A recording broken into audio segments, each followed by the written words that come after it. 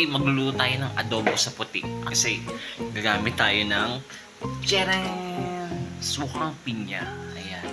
Ito ngayon yung nagtitrend daw, sabi nila. Kasi nakita ko ito binibenta ni Ate Tess doon sa may tindahan nila.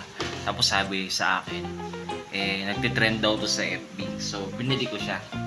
So, ang gagawin ko, magluluto tayo ngayon ng adobo sa puti.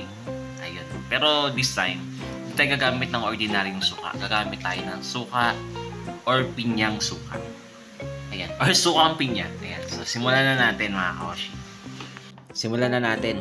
So, set lang natin yung apoy into medium-high heat. Tapos, lagyan natin ng mantika. Tapos, lagyan na natin yung onion. Sunod ang bawang. Then, lagyan na natin yung ating manok. Yan. Breast part ng aking binili. Halo-halo lang natin siya. Maglagay na rin tayo ng laurel. Tsaka paminta. Pamintang buo. At asin. Tapos, pwede nyo rin lagyan ng seasoning granules. Yan. Tandaan mga kaoshi na ang breast part ng chicken ay madaling maluto. Tapos lagyan natin ng 1/2 cup ng water. Mga kaoshi, huwag nating tatakpan para mag-reduce yung liquid natin. Ayan, kapag nag-reduce na yung liquid, lagyan na natin ng 1 cup ng sukang pinya. Hindi naman siya gaano matapang kaya pwede nyo dagdagan kung gusto niyo pang mas maasim.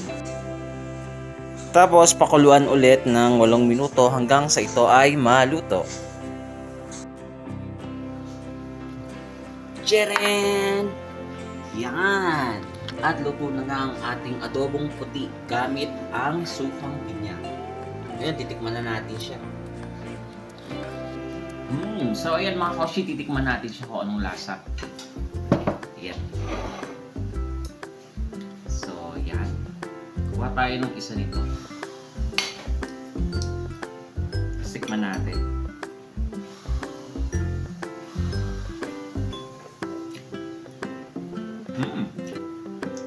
Sarap. Sarap. Ano siya? Nalalasahan mo yung pinya na suka. Sarap. Tapos, hindi siya intense, hindi siya yung sobrang asin. Okay lang yung yung pagka-asin niya. Hindi yung nakakasamid. Tapos tender yung chicken. Sarap. Malasa. Natuwa naman ako sa gawa kong adobo sa puti. Gamit yung sukang pinya. Kain tayo. Maraming salamat sa panonood. Kakain muna ako. Happy cooking! Bye-bye!